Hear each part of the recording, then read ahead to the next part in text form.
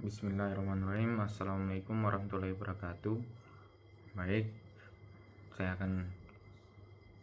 hari ini saya akan menjelaskan getaran mekanik untuk menyelesaikan tugas mata kuliah getaran mekanik. Sebelumnya, perkenalkan, Pak, nama saya Muhammad Zaki, NIM saya F33123067, saya dari kelas B. Nah, pentingnya getaran. Getaran adalah gerakan bolak-balik yang ada di sekitar titik seimbang. Buat yang di dunia teknik, getaran sangat penting karena hampir semua sistem di teknik mengalami getaran, mulai dari mesin, jembatan, bangunan, sampai kendaraan. Konsep dasar getaran. Yang pertama, elemen getaran. Dalam analisis mekanika getaran, ada 3 elemen utama yang membentuk sistem getaran, yaitu massa, pegas, dan peredam. Jadi, massa mewakili benda yang bergetar dan menyimpan energi kinetik ketika bergerak bolak-balik, dan pegas berfungsi menyimpan energi potensial, elastis, serta mengembalikan massa ke posisi setimbang ketika digeser, di mana semakin besar konstanta pegas, makin besar juga energi yang diberikan.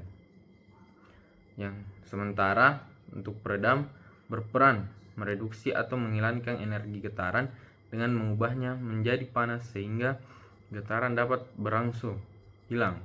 Ketiga elemen ini dikenal sebagai model massa pegas peredam yang menjadi dasar perhitungan dan analisis berbagai sistem teknik mulai dari mesin, kendaraan hingga struktur bangunan.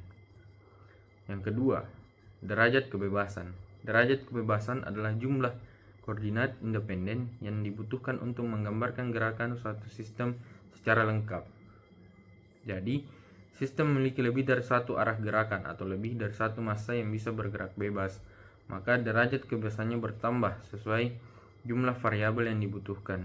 Semakin besar derajat kebebasan, semakin kompleks pula analisis tersebut. Yang ketiga, sistem diskrit dan kontinu. Sistem diskrit adalah sistem getaran yang dapat dimodelkan hanya dengan beberapa derajat kebebasan. Gerakan seluruh benda dianggap terkonsentrasi pada titik massa tertentu, sehingga cukup digambarkan dengan variabel terbatas. Dan contohnya itu sistem massa pegas atau peredam. Dua massa yang dihubungkan di pegas atau model sederhana seperti suspensi kendaraan, seperti sok motor dan sok mobil. Nah, untuk sistem kontinu adalah sistem getaran yang memiliki derajat kebebasan tak terhingga karena setiap titik pada benda bisa bergerak. Untuk menganalisisnya digunakan persamaan diferensial parsial. Nah, untuk contohnya getaran pada batang, plat, poros, atau gelombang pada tali dan membran. Yang keempat, getaran bebas dan paksa. Getaran bebas terjadi ketika suatu sistem bergetar karena adanya gangguan awal, lalu dibiarkan tanpa pengaruh gaya luar.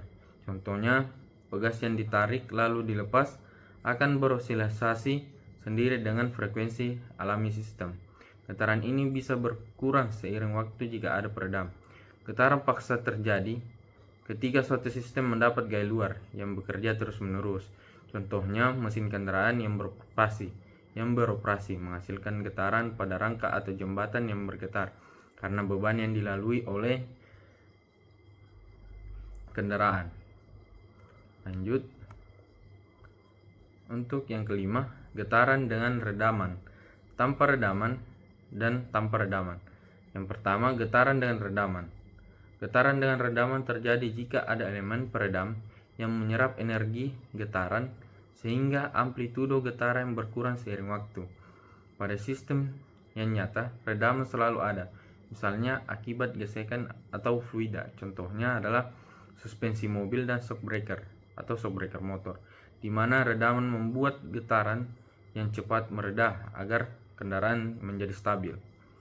Jadi, lanjut getaran tanpa redaman. Getaran tanpa redaman terjadi jika sistem bergetar tanpa adanya elemen peredam. Energi getaran tidak hilang sehingga sistem akan terus berosilisasi selamanya dengan amplitudo yang tetap. Contoh idealnya adalah massa pegas yang bergetar di ruang hampa. Yang keenam, getaran linear dan non-linear. Getaran linear adalah getaran pada sistem yang hubungan antara gaya dengan perpindahan atau percepatan bersifat linear. Dalam hal ini sebanding. Contohnya, pegas ideal yang mengikuti hukum Hooke, di mana gaya perpindahan atau sistem linear lebih mudah dianalisis karena persamaan geraknya sederhana dan bisa diselesaikan dengan metode standar. Sedangkan getaran nonlinear adalah getaran pada sistem yang hubungan antar gaya perpindahan tidak sebanding atau berubah-ubah. Contohnya, pegas yang terlalu diregangkan sehingga tidak lagi mengikuti hukum Hooke, atau secara sederhana, ketika sebuah per ditarik diregangkan terlalu keras atau diregangkan terlalu jauh, pegas atau per yang kita tarik itu akan tidak kembali ke posisi semula. Yang ketujuh, getaran acak atau dalam hal ini random dan getaran deterministik. Getaran acak random, getaran ini tidak memiliki pola tetap dan sulit diprediksi secara pasti karena sumber gayanya bersifat acak. Contohnya getaran pada jembatan akibat lalu lintas kendaraan, getaran akibat angin kencang, atau getaran tanah akibat gempa. Analisis getaran acak biasanya dilakukan secara statistik untuk mengetahui karakteristik rata-rata distribusi energinya. Nah, getaran deterministik, getaran ini memiliki pola dan misalnya diprediksi karena sumber gaya yang jelas dan teratur. Contohnya getaran dari mesin yang berputar dengan kecepatan konstan. Nah, mungkin sekian yang bisa saya sampaikan.